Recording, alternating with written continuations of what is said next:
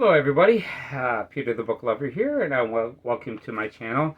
And this is going to be a wrap-up of August of 2025, the second half. I already did the first half of August, but I did quite a few books. I've actually read about 13 books this month, so I've read quite a bit of books, and I want to talk about each book for a little bit of time, and I didn't want to make too long of a video, so I kind of am dividing this up. And I'm finally caught up. It's been a while since I have, so we're going to talk about a couple books here. This is my wrap up. Let's get into this.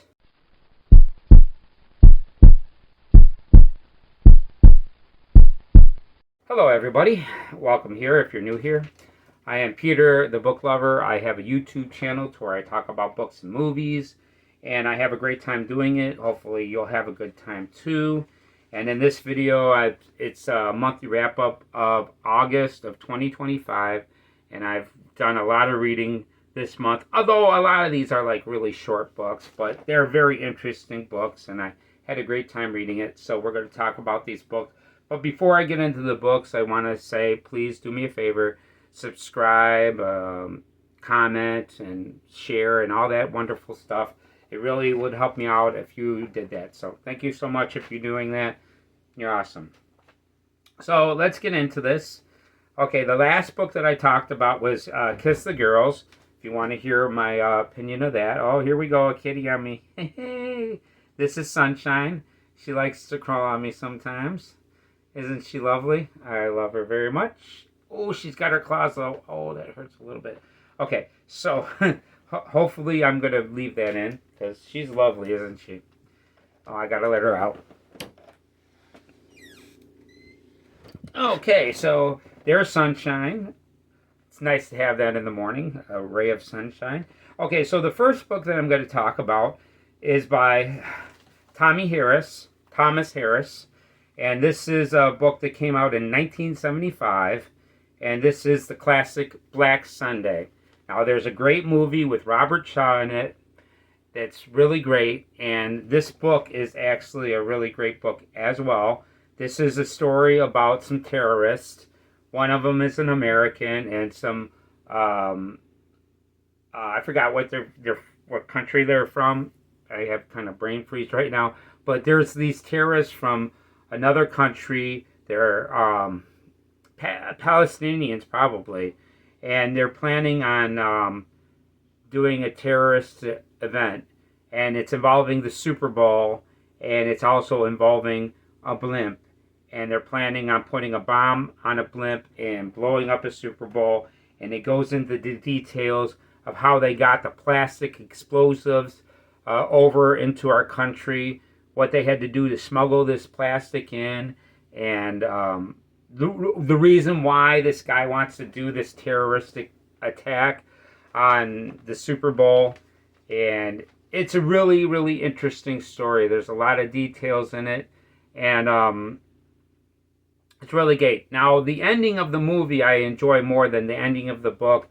The ending of the book, I kind of wish there was a couple more sentences like describing deaths of certain people. You know what I mean? They kind of really don't describe in detail certain people that when they die, and it kind of leaves it, I mean, you know that they died, but it's like I would love to have a sentence when somebody had a bullet land in the head, because you really don't like this person as this book is going along.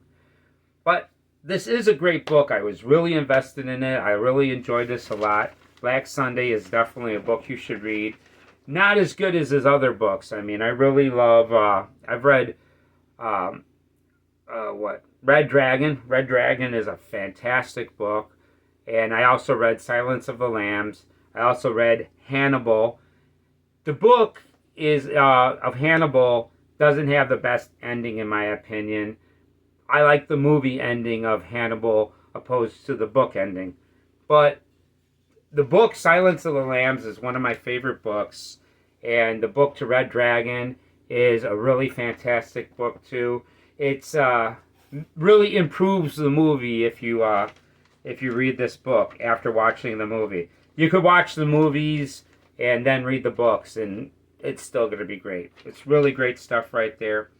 But that's all I'm going to say about Black Sunday. Black Sunday, highly recommend it. Okay, so the next book that I read was a classic. This is from 1951, and this is written by J.D. Salinger, and this is the classic Catcher in the Rye. Okay, so this is the second time I've read this book. This is the second. I've read two books by J.D. Salinger.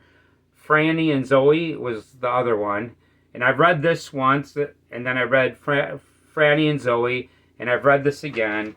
Now, the thing about this book is that when I didn't want to read this book for a while because this is a book that somebody read, and then they went, Chaplin, this guy Chaplin actually read this book, and for some reason it gave him a desire to kill John Lennon, which is, I don't know why you'd want to kill John Lennon, because John Lennon was a great, although at the same time, John Lennon did have some issues, anger issues. He's beat the hell out of his manager or something for somebody making fun of him, a gay joke with him. So John Lennon isn't a perfect person, but this person read this book, and he went and assassinated. He successfully assassinated John Lennon, and so I was kind of weary of reading this book, and I thought this was going to be something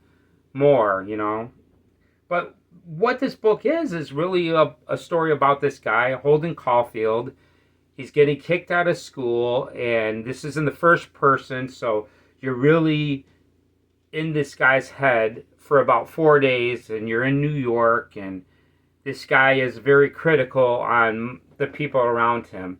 But at the same time, he'd be critical of himself. I mean, some of the things he does in this book is a little rude, and he kind of gets really irritated with rude people.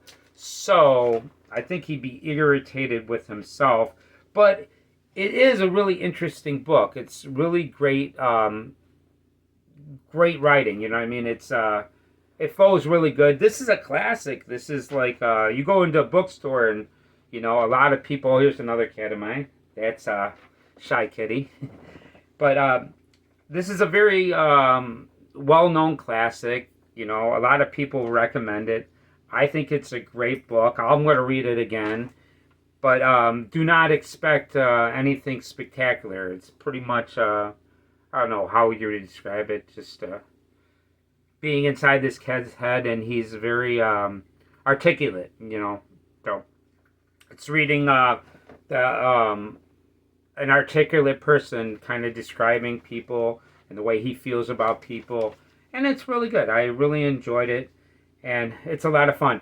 Fun fact, this is like a Christmas story as well, because this is set around Christmas time, so that's it.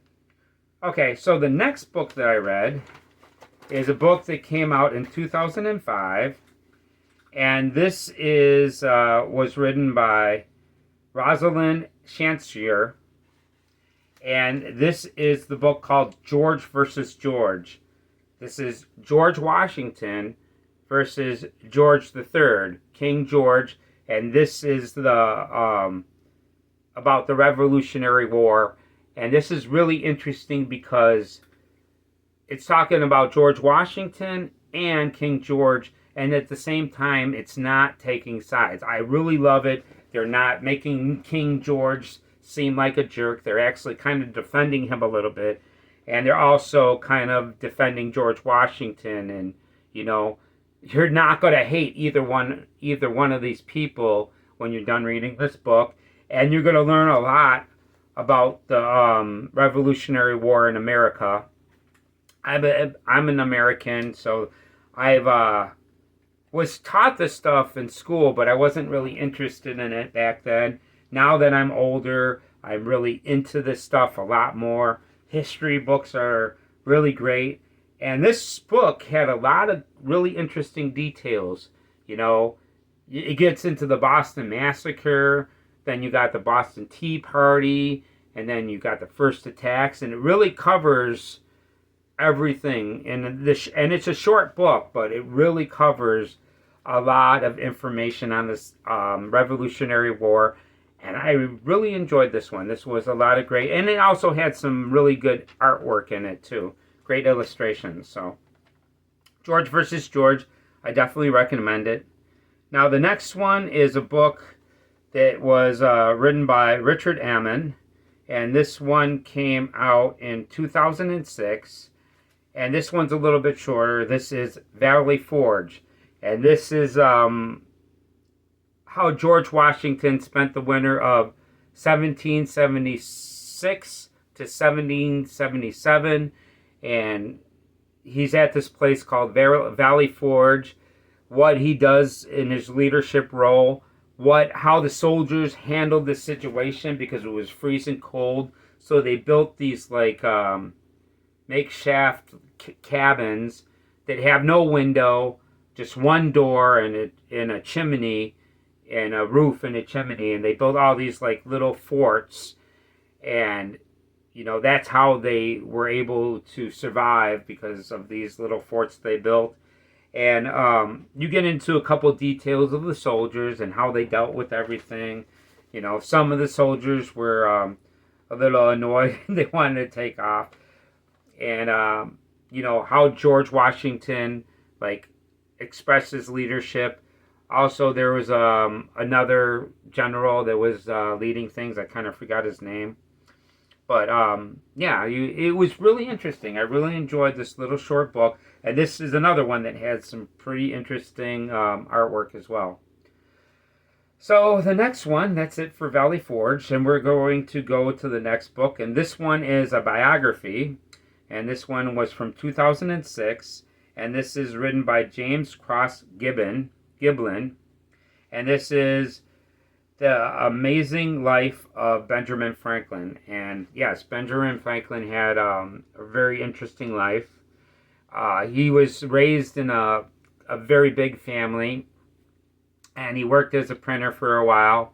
And as he's was working as a printer, he actually was inventing things. There was times that he went over to London, and he spent some time in London. And he was a big influence, but not fighting like a soldier, but he would help write the Declaration of Independence, and also he helped work on the Constitution. And he was like a newspaper man. He was absolutely had a lot of sense of humor as well. An interesting fact I learned from this was that he invented the lightning rod. And one interesting thing about it is that he didn't try to profit off of it, which he could have, because that was it's an incredible invention, and it saves a lot more lives than you probably realize. Because what that does is you put this rod on your house, and then the lightning, during a lightning storm, it's going to hit that instead of, it's going to attract lightning to it, and then it just goes into the ground, and nobody gets hurt. Before you'd have that, lightning could strike anywhere, and that was a really great invention. And it's a wonderful thing that he didn't try to profit from it, where he could have patented that and made a lot of money from that. He also revolutionized the fireplace. I believe back in the day they used to have that stove that you would use as a stove, plus it would heat the house. I believe he invented that thing. He invented the thing that you use, the stick that's got a trigger on it that has a pincher on it. And he invented that because he had this bookshelf. So to get at books at the top shelf, he invented that pitcher thing. And I'm pretty sure you've had one. It's a pretty convenient thing for grabbing things. It's a stick with the pinchers on it. And he also invented this chair that actually pulls out to be a ladder, which is really cool. So it's a ladder, part chair. And it's great for libraries because when you got books on the high shelves, you could get to it, and you could move this thing around. So he was very inventive. He had a very interesting life. I really enjoyed reading about this character. I have more books than I want to read about him. And yeah, Benjamin Franklin is an amazing character. And I really love the bill he's on. That $100 bills, man. Oh, those are so beautiful, aren't they? Oh, I love the Benjamin Franklin bills. Oh, $100 bills. Oh, they're some of my favorite things. I really love that. Okay, So the next book that I read was a short one, and this one came out in 1975. This was written by Gene Fritz, and this is um, Where Was Patrick Henry on the 29th of May? Now, Patrick Henry is famous for saying one thing, give me liberty or give me death. And he's really known for that. An ironic thing, though, this guy had slaves in his life, and it's like, it's kind of ironic that he wants liberty or death, but he still had slaves, and they didn't have liberty, which was a shame. And he was also a lawyer, and it goes into his first case, and this guy was a really, really good speaker. So that's what he was really good at, was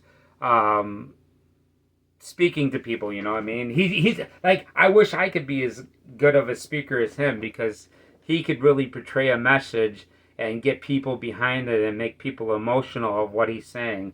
You know, I wish I could be like that, but I try. You know, but yeah, this was a short book, but it was a pretty interesting book, and I enjoyed the short little book. Although this wasn't nearly as interesting as the other books that I've read this month.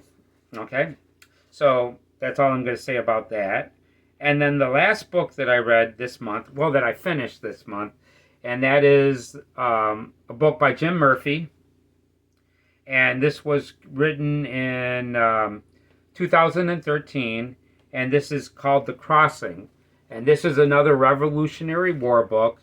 And you know, if you've looked at any history books about the Revolutionary War, if you're from America, I'm pretty sure you've seen the painting of George Washington crossing the Delaware, and he's standing like this, and he's got like 13 people in the boat with him, and it's a really iconic painting. Well, that painting was really didn't look like that in real life. And as a matter of fact, when he crossed the Delaware, they say that he wasn't standing like that, because if he was standing like that, there's a chance that George Washington would have fallen in the water and froze to death.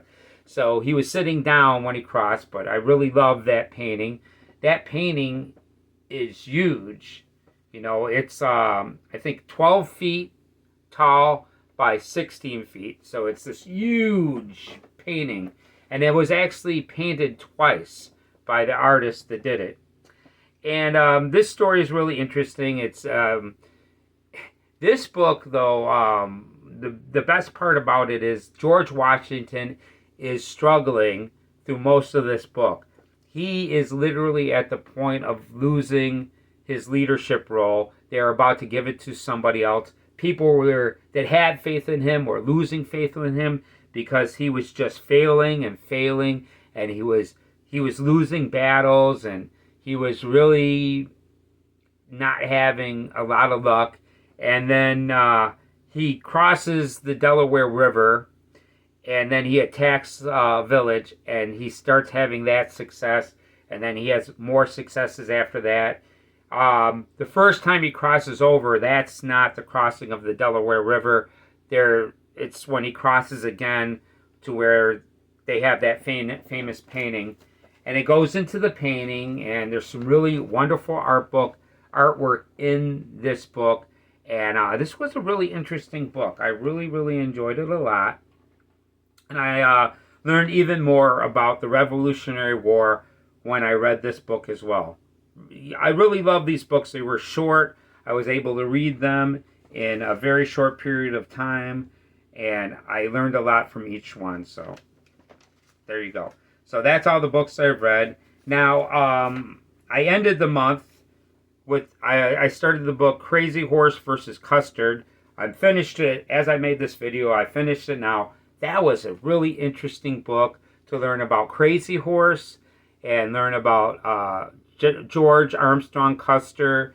And it's really interesting seeing both sides of that battle. You know, the famous battle of a Little Bighorn. Really, really interesting. What events led to that, and it's a really great book. And so next month I'm going to start the month with talking about a really interesting book. Yeah, and the thing about it is, you could be for the Indians and you could be for the Americans, but I gotta say, both sides were very brutal. The Indians were brutal, and the Americans were brutal. It was definitely a fight between these two groups of people, and both sides definitely did some vile things, you know. So, and then, but you could understand the reasoning behind both people. But it's a really interesting book, and I really enjoyed that. And that's about it. So, I'm Peter the Book Lover. I really want to thank you for coming by. If you've made it this far, thank you so much for checking out my videos. It means a lot to me. And if you enjoyed this video, I've already asked you all the wonderful stuff you could do. And that's about it. I'm Peter the Book Lover. I want to thank you for coming by, and I'll see you in the next video.